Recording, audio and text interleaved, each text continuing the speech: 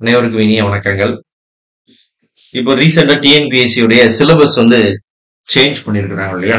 Group 2, group 2A மற்றும் group 4 எக்ஸாமினேஷனுக்கான சிலபஸ்ல நிறைய மாற்றங்கள் கொண்டு வந்திருக்கிறாங்க.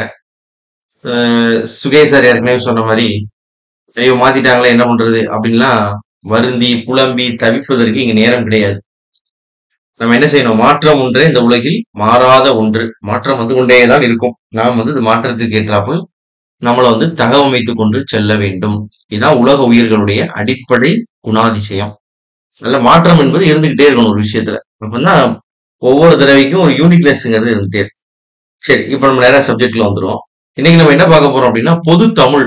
அதாவது இதுக்கு முன்னாடி இருந்த தமிழ் பாத்தீங்கன்னா பகுதி ஆனா, ஆவண்ணா, ஈனா என்று 3 பிரிவுகளாக பிரித்து மொத்தம் 100 கேள்விகள் கேட்டுட்டு இருந்தாங்க. குரூப் 2க்கும் சரி, குரூப் 4க்கும் சரி. ரெண்டுமே எஸ்எஸ்எல்சி தரம் தான். அதுல பெரிய மாற்றம் கிடையாது. கேள்விகள் பாத்தீங்கன்னா ரொம்ப வித்தியாசமான இருக்காது. குரூப் 2, குரூப் 4க்குள்ள தமிழ், பொது தமிழ் தேர்வு கேள்விகள் ஒரே மாதிரி தான் இருக்கும். இப்போ இந்த குரூப் 2 மற்றும் குரூப் 4க்கான தமிழ் தகுதி மற்றும் மதிப்பீட்டு தேர்வு. அதாவது இப்ப நான் எடுத்திருக்கிறது குரூப் 4 உடைய கொஸ்டின் பேப்பரு, குரூப் 4 உடைய சிலபஸ். குரூப் 4 உடைய சிலபஸ்ல எப்படி கொடுத்திருக்காங்கன்னா தமிழ் தகுதி மற்றும் மதிப்பீட்டு தேர்வுன்னு கொடுத்திருக்காங்க. இதே தான் உங்களுக்கு குரூப் 2லயும் பாத்தீங்கன்னா உங்களுக்கு தமிழ் தேர்வுல வச்சிருக்காங்க. இங்க உங்களுக்கு குரூப் 2 பொறுத்த வரைக்கும், குரூப் 2, குரூப் 2A பொறுத்த வரைக்கும் தமிழ் என்பது உங்களுக்கு ஒரு ஆப்ஷன் தான். ஆங்கிலம் எடுத்து படிக்கிறவங்க எடுத்து படிக்க முடியும். ஆனால் இங்க இவங்க கொடுத்திருக்கக்கூடிய குரூப் 4ல ஆங்கிலம் என்பது only for differently abled candidates அப்படின்னு கொடுத்திருக்காங்க. சரி, இப்ப இந்த சிலபஸ் என்னங்க கொடுத்திருக்காங்கன்னா ரொம்ப பழைய காலத்து விஷயங்கள் எல்லாத்தையும் ரொம்ப நுணுக்கமா படிக்கிறத விட்டு இன்னைக்கு அட் பிரசன்ட் ஒரு கவர்மெண்ட் வேலையில என்ன தேவைப்படுது, ஒரு டைபிஸ்டா உள்ள வர்றவங்களுக்கோ இல்ல ஒரு ஜூனியர் அசிஸ்டன்ட்டுக்கோ ஒரு அசிஸ்டன்ட்டுக்கோ ஒரு லெட்டர் ரைட்டிங் எழுத தெரியுதா, இல்ல பிழை இல்லாமல் எழுத தெரியுதா, இதுல அவங்க நிறைய பிரச்சனைகளை சந்திக்கிறதுனால கொஸ்டின் பேப்பர் எப்படி வைக்க சொல்றாங்கன்னா இன்னைக்கு தேவைப்படுற மாடலுக்கு ஏத்தாப்புல கொஸ்டின் பேப்பரை செட் பண்ணும்.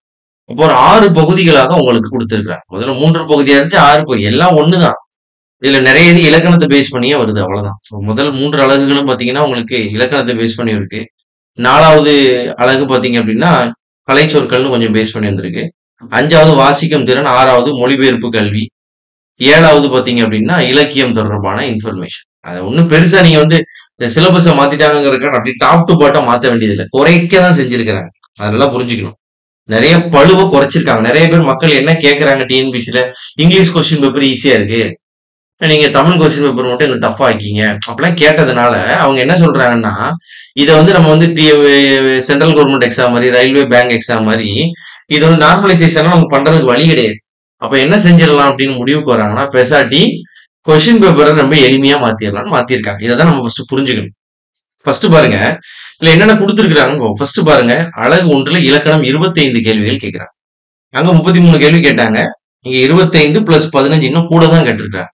ஃபர்ஸ்ட் எழுத்து இலக்கணம், சொல் இலக்கணம். எழுத்து இலக்கணத்துல என்ன படிக்கிற? பிரித்தெழுது, சேர்த்தெழுது. பிரித்தெழுதுக அப்படின்னா ஏற்கனவே நமக்கு தெரிஞ்சதுதான். அதுல மா கூட்டல் வடு, மாவடு, காக்கி கூட்டல் சட்டை, காக்கி சட்டை, வெற்றி கூட்டல் கழகம், வெற்றி கழகம். இந்த மாதிரி பிரித்தெழுதுக, சேர்த்தெழுதுக. பிழைகள், சந்தி பிழைகளை நீக்கி எழுதணும்.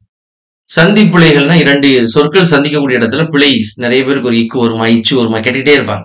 அந்த சந்தி பிழை, குறில் நெடில் வேறுபாடு, லகர லகர லகர வேறுபாடு, நகர நகர நகர வேறுபாடு, ரகர ரகர ரகர வேறுபாடு. இது அங்க பழைய சிலபஸ் என்ன கொடுத்திருப்பாங்கன்னா மயங்கொழி பிழைகளை கண்டுபிடிக்கவும் கொடுத்திருப்பாங்க. இங்க அதை விளக்கி சொல்லியிருக்காங்க.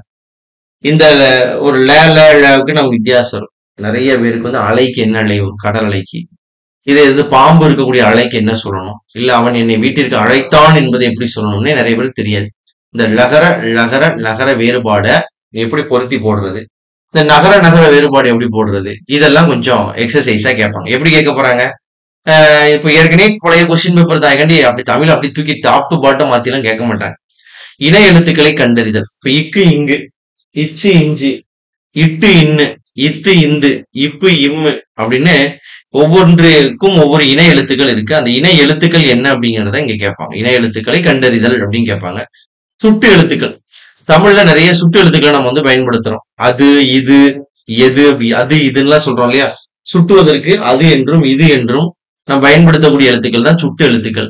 வினா எழுத்துக்களை பயன்படுத்துறோம். வினா எழுத்துக்கள் அப்படின்னா கேள்வி கேட்பதற்கு பயன்படுத்துறோம். ஏயா ஏ ஆ ஓ என்கின்ற ஒரு 5 எழுத்துக்களை வைத்து நம்ம வந்து ஒரு சொற்றொடர்ல வினாவை எழுப்புறோம். என்ன, ஏன், யார், நீயா, நீயோ, இந்த மாதிரி கேள்விகளை கேட்கிறோம். அது என்ன? ஒருமைப்பன்மை அடிதல். ஒருமைனா சிங்குலர் ப்ளூரலுக்கு என்ன வித்தியாசங்கிறத பாக்குறது. இப்ப எழுத்து இலக்கணத்தை படிக்க சொல்லியிருக்காங்க. சொல் இலக்கணத்துல வேர் சொல்லே அறிதல். வேர் சொல்னா எந்த ஒரு சொல்லுக்கும் அடிப்படையாக இருக்கக்கூடிய சொல்லதான் என்ன சொல்றோம்? வேர் சொல்னு சொல்றோம். இப்ப வந்தான் அப்படிங்கிறது ஒரு வினை முற்று. அந்த சொல் உருவாகிறதுக்கு காரணமாக இருந்தது ஏதோ ஒரு சொல், வா என்கின்ற சொல். அதே மாதிரி வருவான், வரமாட்டான், எதை சொன்னாலும் ஒரு வேர்ல இருந்துதான் தோன்றி இருக்கும். அதுதான் வேர் சொல். வேர் சொல்ல இருந்து வினை முற்று, வினை எச்சம், வினையாளரின் பெயரை உருவாக்குது. பழைய சிலபஸ் தான், அப்படியே வரும். ஒரு வேர் சொல் கொடுத்துட்டு வா என்கின்ற ஒரு சொல்ல கொடுத்துட்டு வினை முற்றுனா வந்தான், வினை எச்சம்னா வந்து, வினையாளரின் பெயர்னா வந்தவன் என்று நம்ம சொல்றோம் இல்லையா? அந்த மாதிரி வருது. பெயரெச்சத்துடைய வகைகளை கண்டறிதல். குறிப்பு பெயரெச்சம் அந்த மாதிரிலாம் நிறைய இருக்கு. குறிப்பு பெயரெச்சம் காலத்தை உணர்த்தலனா குறிப்பு பெயரெச்சம், காலத்தை உணர்த்தினா தெரிநிலை பெயரெச்சம், அதோட வகைகள் என்னன்னு கேட்பாங்க. அயர் சொற்கள், தமிழ் சொல், எதிர்ச்சொல், வினைச்சொல், எழுத்துப்பிழை, ஒற்றுப்பிழை. ஒற்றுப்பிழைனா இந்த இக்கு, இங்கு, இச்சி, இஞ்சி இந்த மெய்யெழுத்துக்கள்ல வரக்கூடிய பிழைகள் ஒற்றுப்பிழை அறிதல். 2 வினை சொற்களுக்கும் வேறுபாடுகள் அறிதல். 2 வினை சொல் கொடுத்திருந்தாங்கன்னா அந்த 2 வினை சொற்களின் வேறுபாடுகள் என்ன இருக்கு? இப்போ உதாரணத்துக்கு ஒரு வெர்பு வந்து நம்ம தமிழ் எழுதுறோம். ஓடு என்று ஒரு வினைச்சொல் எழுதுறோம். அந்த ஓடு என்கின்ற ஒரு வினைச்சொல்லுக்கும் வேற ஒரு வினைச்சொல் கொடுத்துட்டு அந்த வினைச்சொல்லுக்கு என்ன வித்தியாசம் என்பதையும் கேட்கலாம். ஒடு, ஒடுங்கு, ஓடு என்ன வித்தியாசம்? 2 வினைச்சொல்லுக்கும் வேறுபாடு என்ன? அப்போ முதல்ல இருக்கிறது வெறும் எழுத்து இலக்கணம், சொல் இலக்கணம். மிஞ்சி போன 2 யூனிட் நீங்க படிக்கிற மாதிரி. ஆனா கேள்வி 25 கேள்வி கேட்கறாங்க. ஏன்னா இங்கிலீஷ்க்கு ஈக்குவலா தமிழை எளிமைப்படுத்துறாங்க. அதான் நீங்க புரிஞ்சுக்கணும். 2வது சொல்லகராதி. சொல்லகராதின்னா லெக்சிகோகிராஃபி. அதாவது நிறைய சொற்களை வந்து நம்ம பயன்படுத்த தெரிஞ்சிருக்கணும். வேர்ட்ஸ் நிறைய தெரிஞ்சிருக்கணும் நமக்கு. ஃபர்ஸ்ட் எதிர்ச்சொல்லை பிரித்தெழுதுக. ஓரெழுத்து ஒரு மொழி. ஓரெழுத்து ஒரு மொழி ஏற்கனவே ப்ரிலிம்ஸ்ல நீங்க படிச்சிருப்பீங்க. போன எக்ஸாம்ல ஒரு 40க்கும் மேற்பட்ட ஓரெழுத்து ஒரு மொழி சொற்கள் இருக்கு. ஒரு எழுத்தை வச்சே ஒரு சொல்லை உருவாக்கணும். ஐ என்றால் தலைவன் என்று அர்த்தம், கோ என்றால் வேந்தன் என்று அர்த்தம்லாம் இருக்கு இல்லையா? அதுதான் ஓரெழுத்து ஒரு மொழி. உரிய பொருளை கண்டறிதல். ஒரு பொருள் தரும் பல சொற்கள், பொருந்தா சொல்லை கண்டறிதல். ஒரு பொருள் தரும் பல சொற்கள் அப்படின்னா மா என்கின்ற ஒரு வார்த்தையை வச்சு நம்மளால அழகு என்று உருவாக்க முடியும், மா என்பதை மரத்தை உருவாக்க முடியும், பெரிய என்று உருவாக்க முடியும், விலங்கு என்று உருவாக்க முடியும், துகள் என்று உருவாக்க முடியும். தமிழ் மொழிக்கு அவ்வளவு சிறப்பு இருக்கு.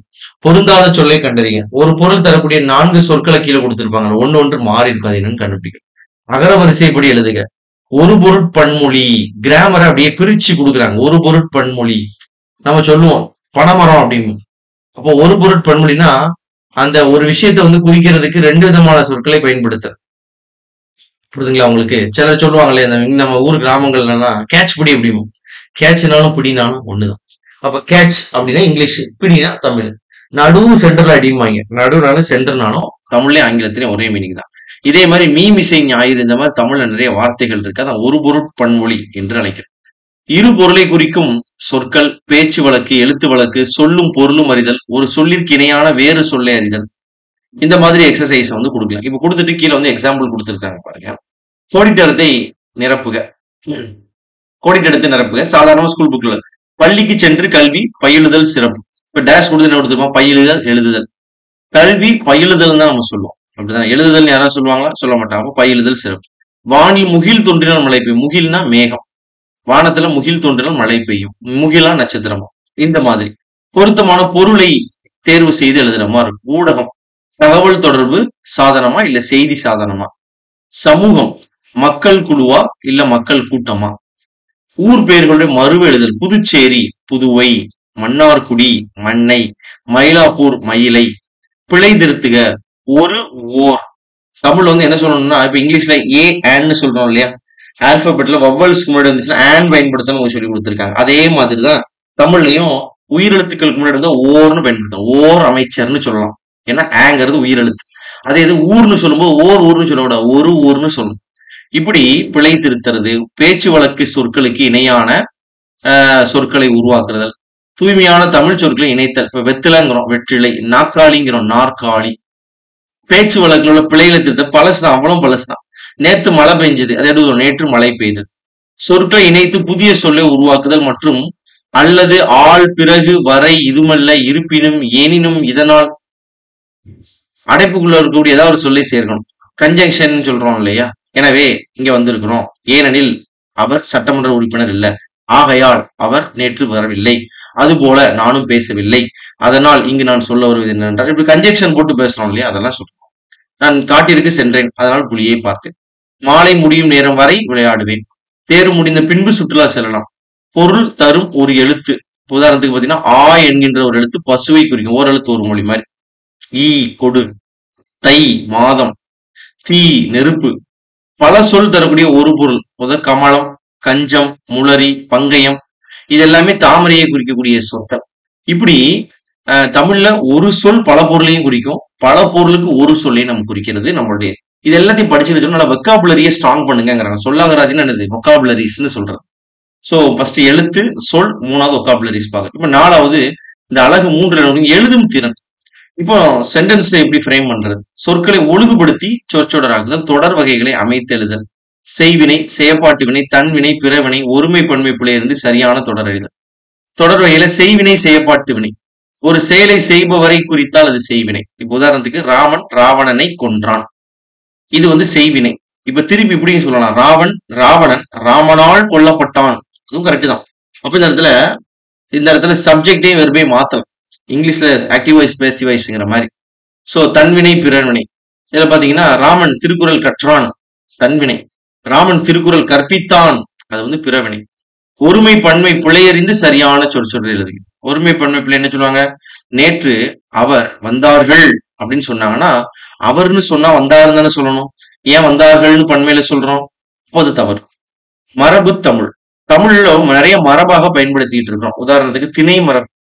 திணைனா உயர்திணை, அக்ரிணை. உதாரணத்துக்கு அம்மா வந்ததுன்னா அம்மா வந்தாள் அப்படின்னு சொல்றதுதான் அது முறை. அக்ரிணையில பாத்தீங்கன்னா மாடுகள் நனைந்தது அப்படின்னு சொல்றது மாடுகள் நனைந்தன. பால் மரபு. ஆண் பால் யாராவது அவன் வந்ததுன்னு சொல்லுவாங்களா? அவன் வந்தான். பெண் பால்ல அவன் வந்ததுன்னு சொல்ல மாட்டாங்க, அவள் வந்தாள். பலர் பால்ல அவர்கள் வந்தார்கள் அப்படின்னு சொல்ல மாட்டாங்க, அவர்கள் வந்தனர். ஒன்றன் பால்ல அது வந்தன சொல்ல மாட்டோம், அது வந்தது. பலவின் பால்ல பறவைகள் பறந்தனர்னு சொல்ல மாட்டோம், பறவைகள் பறந்தன. காலத்துல நேற்று மழை பெய்யும்னு சொல்ல மாட்டோம், நேற்று மழை பெய்தது. நேற்று வருவேன்னு யாரும் சொல்ல மாட்டாங்க, நேற்று வந்தேன். இளமை பெயர்ல பசுவை கன்றுன்னு தான் சொல்லணும், ஆடை குட்டின்னு தான் சொல்லணும். ஒளி மரபுல நாய் கத்தியதுன்னு சொல்லக்கூடாது, நாய் குறைத்ததுன்னு சொல்லணும். வினை மரபை பொறுத்த வரைக்கும் கூடை முடைன்னு சொல்லணும், சோறு உண். தொகை மரபுல மக்கள் கூட்டம், ஆட்டு மந்தை. நிறுத்தல் குறியீடுகளை பயன்படுத்துறது. கால் புள்ளி, கமா எப்போ போடணும், செமிகோலன் எப்போ போடணும், கோலன் எப்போ போடணும், ஃபுல் ஸ்டாப் எப்போ வைக்கணும், ஆச்சரியக்குறி எப்போ வைக்கணும், இந்த மாதிரி சென்டென்ஸ்ல கொடுத்து படிக்க சொல்லியிருக்காங்க. இது ஒரு சிலபஸை சிம்பிளா சொல்லிட்டு போகாம அதை உட்கார்ந்து விளக்கி இருக்கிறாங்க. அதான் பெருசா தெரியும். ஆனா முதல் 3 பகுதியில உங்களுக்கு சேர்த்து பாருங்க. 25 பிளஸ் ஒரு 30, 55 கேள்விகள் உங்களுக்கு வெறும் பேசிக் கிராமர்ல இருந்து. ஒரு 3 மணி நேரம் கிளாஸ் கவனிச்சா 45 மார்க் எடுத்துடலாம். இப்ப இங்கிலீஷ் மீடியத்தில் உள்ளதுல அதான பிளஸ்ஸா இருந்துச்சு. இங்கிலீஷ் மீடியத்தில் உள்ள மாணவர்கள் நிறைய பேர் அதான சொல்லிட்டு இருந்தாங்க. இங்கிலீஷ் பேசிக்கா 6 to 10 கிராமர் மட்டும் படிச்சா போதும், 95 மார்க் எடுத்துடலாம். இப்ப தமிழ் மக்கள் கேட்கறாங்கல்ல, பழைய புக்ல இருந்து கேட்கீங்க, புது புக்ல இருந்து கேட்கீங்க. சிம்பிளிஃபை பண்ணிட்டாங்க. சிம்பிள், இவ்வளவுதான் படி. இப்ப 55 கேள்வி முடிஞ்சு போச்சு. இதுக்கப்புறம் கலைச்சொற்கள் கொஞ்சம் தெரிஞ்சிடும். கலைச்சொற்கள்னா ஒண்ணுமே கிடையாது. இன்றைக்கு காலகட்டம் உலகம் வேகம் வளர்ந்துட்டு வருது. சயின்ஸ் வளருது, கம்ப்யூட்டர்ஸ் வளருது. நம்ம தமிழ் மொழியும் அதற்கேத்தாப்புல சொல் புலமையை வளப்படுத்தி செல்ல வேண்டும். அதுக்கு பேர் தான் கலைச்சொற்கள். பல துறை சார்ந்த கலைச்சொற்கள் இருக்கு. அறிவியல்ல, மருத்துவத்துல. நம்ம ஆட்டம் அப்படிங்கறத ஆட்டம்னு பயன்படுத்துறது இல்ல, அணு என்று நம்ம பயன்படுத்துறோம். சோ மருத்துவத்தை எடுத்த வரைக்கும் பாத்தீங்கன்னா உங்களுக்கு லிவர் சிர்கோசிஸ் இருக்கு, நம்ம கல்லீரல் அழற்சி என்று தான் பயன்படுத்துறோம். நிறைய மொழிகள்ல அதை அப்படியே பயன்படுத்துவாங்க, லிவர் சிர்கோசிஸ் அப்படின்னு பயன்படுத்துவாங்க. சட்டத்தை பொறுத்த வரைக்கும் உங்களுக்கு ரிட் பெட்டிஷன் அப்படின்னா நம்ம ரிட்னு அப்படி படிக்கிறது கிடையாது. அந்த ரிட் எப்படி படிக்கணும்? நீதி பேராணை என்று தமிழ் படுத்தி படிக்கணும். தொழில்நுட்பம், ஊடகம், ஐடி டிபார்ட்மெண்ட், இந்த மாதிரி பல துறை சார்ந்த சொற்கள்ல தமிழ் சொற்களை ஒத்திருக்க வேண்டும். உதாரணத்துக்கு பாத்தீங்கன்னா சர்ச் இன்ஜின், தேடுபொறி. வலசை போறுதல், மைக்ரேஷன்ங்கிற வார்த்தைக்கு சொல்றோம். ஒவ்வாமை, அலர்ச்சி. ஜீன் அப்படிங்கறத மரபணுன்னு சொல்றோம். கடல் மயில நாட்டிக்கல் மயில்னு சொல்றோம். நம்ம யாருமே நாட்டிக்கல் மயில் எழுதுறது கிடையாது. சோ கொஞ்சம் கலைச்சொற்களை படிக்கணும். இது ஸ்கூல் புக்ல சிலபஸ்ல இருக்கு. அடுத்தது 5வது வாசித்தல், புரிந்து கொள்ளும் திறன். அதாவது ஒரு பேராகிராஃப் கொடுத்து அதுல இருந்து சில கேள்விகளை கேட்பாங்க. ஒரு செய்தித்தாளுடைய எடிட்டோரியல் தலையங்கம், முகப்பு செய்தி, அரசு சார்ந்த செய்தி, ஆர்டிகிள்ஸ், இவற்றையெல்லாம் வாசித்து புரிந்து கொள்ளும் திறன். ஒரு உவமை தொடரின் பொருள் அறிதல். சொல்றாங்க நேற்று அமைச்சர் கம்பி நீட்டி விட்டார். இப்ப இந்த கம்பி நீட்டி விட்டாருங்கிறது உவமை தொடர் என்ன அர்த்தம் உங்களுக்கு? அவரு தப்பி சென்று விட்டார். மரபு பொருள் தொடர்புடைய பொருள் அறிதல் அப்படின்னு சொல்றாங்க. பழமொழிகளுக்கு பொருள் அறிதல், ஆவண உள்ளடக்கங்களை புரிந்து கொள்ளும் திறன். இது எல்லாமே வாசிக்கிறது மூலமாக வாசிப்பு திறன் இது மேம்படுத்துவதற்கான ஒரு இது. 5வது யூனிட் ரொம்ப ஈஸி, வெறும் டிரான்ஸ்லேஷன். இதுல நீங்க என்ன படிக்க போறீங்க? இங்கிலீஷ்க்கு தமிழ்ல இணையான உள்ள எழுத்துக்களை சொற்களை படிக்க போறீங்க. இப்ப இதுக்கு என்ன வித்தியாசம்னா, இது கலைச்சொல். ஒவ்வொரு துறை சார்ந்த கலைச்சொல் படிக்கணும். மெடிசினுக்கு இருக்கும், இன்ஜினியரிங் கொஞ்சம் இருக்கும், பிசிக்ஸ்ல இருக்கும், கெமிஸ்ட்ரி இருக்கும், பயாலஜில இருக்கும். இங்க வந்து எல்லாமே காமனா பிற மொழி சொற்களுக்கு இணையான தமிழ் சொற்கள் எழுதல், பயன்பாட்டில் உள்ள ஆங்கில சொற்களுக்கு மொழிபெயர்த்தல் வேண்டும். உதாரணத்துக்கு pen drive, printer, computer, keyboards இந்த மாதிரி எல்லாம் மொழிபெயர்க்க வேண்டும். ஆவணங்களுடைய தலைப்பு, ஒரு டாக்குமெண்டுடைய தலைப்பு, அதோட கோப்பு, கடிதங்கள், மனுக்கள் இதுலெல்லாம் மொழிபெயர்ப்பு புரிந்து கொள்ளக்கூடிய திறன் இருக்க வேண்டும். ஒரு லெட்டர் கொடுக்குறாங்க, ஒரு கவர்மெண்ட் ஆபீஸ்க்கு ஒரு லெட்டர் இங்கிலீஷ்ல வருது, கோர்ட்ல இருந்து வருது. அந்த கோர்ட்ல வரக்கூடிய டாக்குமெண்டோட தலைப்பு என்ன இருக்கு, அந்த கோப்புல என்ன விஷயங்கள் சொல்லப்பட்டிருக்கு, கடிதங்கள், மனுக்கள்ல என்ன சொல்லியிருக்காங்கன்னு புரிஞ்சுக்கணும். இவ்வளவு கேள்வி, 85 கேள்விகள் உங்களுக்கு கிராமர்ல இருந்து கேட்டுட்டு வெறும் ஒரு 15 கேள்வி தான் படிக்க வச்சிருக்காங்க. முன்னாடி நிறைய படிக்கிற மாதிரி இருந்துச்சு, மக்கள் முக்கிட்டு இருந்தாங்க. இப்போ அப்படி கிடையாது, அப்படியே தூக்கி வைக்கிறாங்க பாருங்க. திருக்குறள்ல இருந்து ஒரு 20 அதிகாரங்கள் வைக்கிறாங்க. ஏற்கனவே உள்ள ஒழுக்கமுடைமை, பொறையுடைமை, ஊக்கமுடைமை, விருந்தோம்பல், அரண் வலியுறுத்தல், ஈகை, பெரியாரை துணை கூடல், வினை செயல்வகை, அவையஞ்சாமை, கண்ணோட்டம், அன்புடைமை, கல்வி, நிலை, நடுநிலைமை, கூடா ஒழுக்கம், கல்லாமை, செங்கோன்மை, பண்புடைமை, நட்பாராய்தல், புறங்கூறாமை, அருளுடைமை, இதோட மேற்கோள்கள்லாம் படிச்சுட்டு அறநூல்கள் தொடர்பான செய்திகள்ல கொஞ்சம் படிக்கணும்.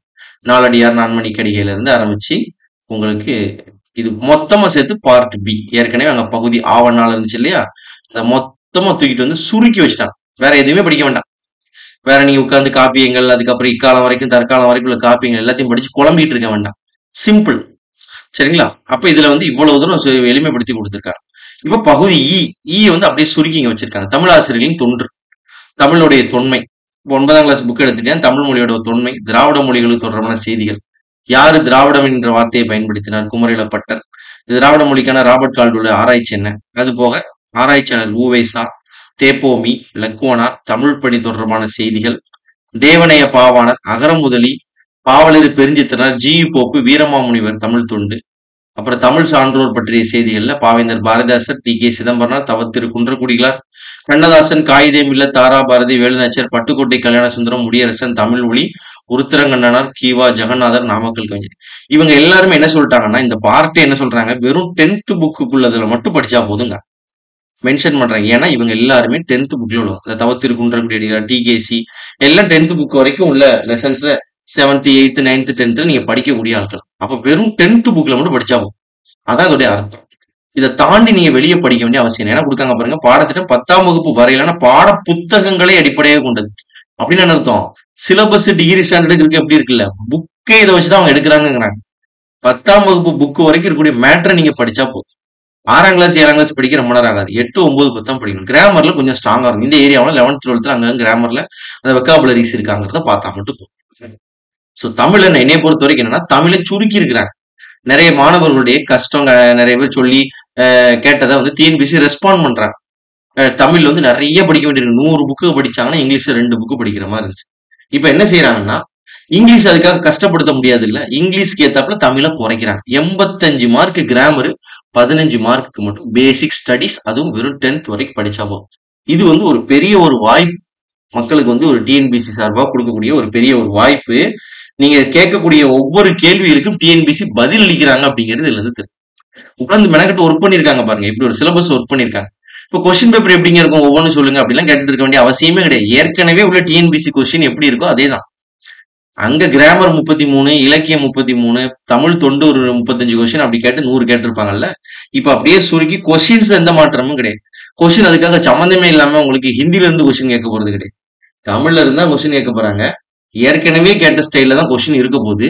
பட் எப்படி இருக்க போகுது, ப்ரொபோர்ஷன் மாறப்போகுது. வெறும் 10th புக் வரைக்கும் இருக்கக்கூடிய சப்ஜெக்ட்ஸை படிச்சுட்டு 11th 12th உள்ள கிராமர் அங்கங்க டச் பண்ணா போதும் 100க்கு 100 அடிக்கிற மாதிரி கொஸ்டின் பேப்பர் என்ன பண்றாங்க, செட் பண்ணிருக்காங்க. அதுக்கு ஏத்தாப்புல இங்கிலீஷ் என்ன பண்றாங்க பாருங்க, உங்களுக்கு குறைச்சி 10th ஸ்டாண்டர்ட் வரைக்கும் கொடுத்துருக்காங்க. ஸோ ரொம்ப எளிமையான ஒரு வாய்ப்பு. குரூப் 2 வந்து போன தடவை இந்த டைம் உள்ள மாணவர்கள் சந்திச்ச பிரச்சனைகளை வச்சு இந்த குரூப் 2க்கும் குரூப் 4க்கும் சிலபஸை மாத்திருக்காங்க. ஸோ ரொம்ப எளிமையானதை நான் ஒரு தடவை உங்களுக்கு டீகோட் பண்ணி சொல்லியிருக்கிறேன். தமிழ் பொறுத்த வரைக்கும் 100 கேள்விகள் எங்கெங்க இருந்திருக்கு அப்படின்னு வெறும் ஸ்கூல் புக் பேசிஸ் தான் கேட்பாங்க. இந்த வருஷம் கொஸ்டின் பேப்பர் உங்களுக்கு அடுத்தடுத்த டெஸ்ட் நடக்கும்போது அதை நம்ம விரிவாக பார்க்கலாம். நன்றி.